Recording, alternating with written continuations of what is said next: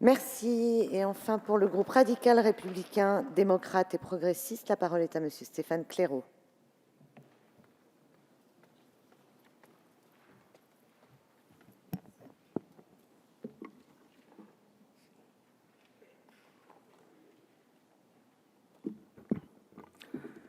Madame la présidente, monsieur le ministre, madame la présidente de commission, monsieur le rapporteur, chers collègues, nous sommes rassemblés aujourd'hui pour examiner les crédits de la mission Agriculture, Alimentation, Forêt, Affaires rurales, une mission qui tient à cœur aux députés du groupe radical républicain, démocrate et progressiste.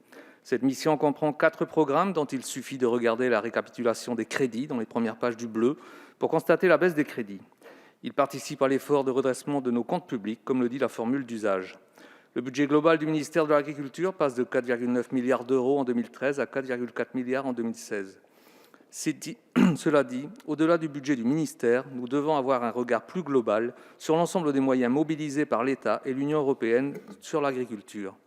D'abord en comptant le pacte de responsabilité, et donc le CICE, le CASDAR, les taxes fiscales affectées, le PIA, le programme d'innovation en agriculture, et l'ensemble des crédits du plan élevage qui viennent de plusieurs sources.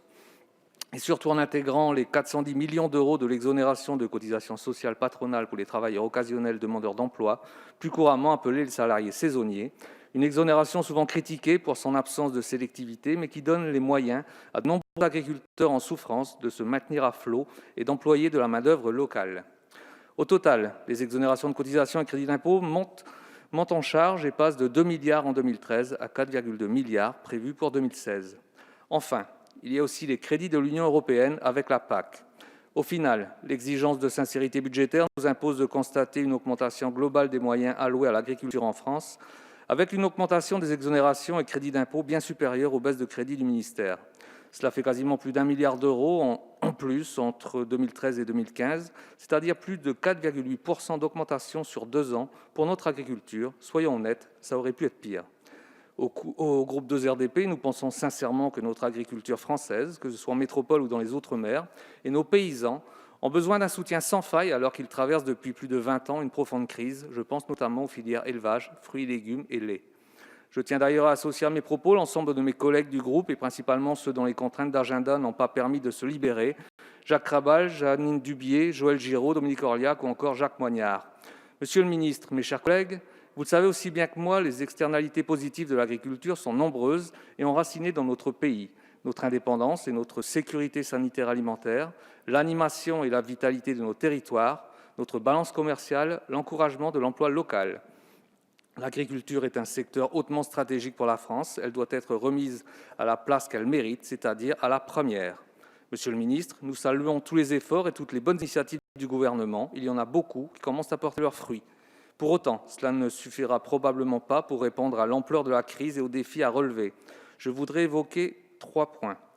Concernant les relations commerciales, vous connaissez bien le sujet, nous devons faire plus pour rééquilibrer les filières entre l'amont et l'aval, entre la grande distribution et nos paysans. Les ajustements de la loi consommation, dit loi Hamon, la création du médiateur et les travaux de l'Observatoire des prix et des marges ne sont pas inutiles, mais ils ont montré leurs limites. Ils restent démunis, déficients pour agir efficacement. Nous voulons aussi vous rappeler notre attachement au circuit court. Nous sommes conscients que ce n'est pas une question simple, mais nous pouvons et devons faire plus et mieux. Même si ce n'est évidemment pas l'exemple le plus représentatif, c'est le mode de commercialisation privilégié dans ma circonscription à Saint-Pierre-et-Miquelon, où l'agriculture existe et tente courageusement de se développer malgré l'isolement, un climat et des terres peu favorables, grâce à la ténacité et l'opiniâtreté d'exploitations agricoles, au nom aussi évocateur que la ferme de l'Ouest ou encore la ferme du Grand Large, pour ne parler que de ces 2 producteurs, entre autres, de foie gras ou encore de fromage.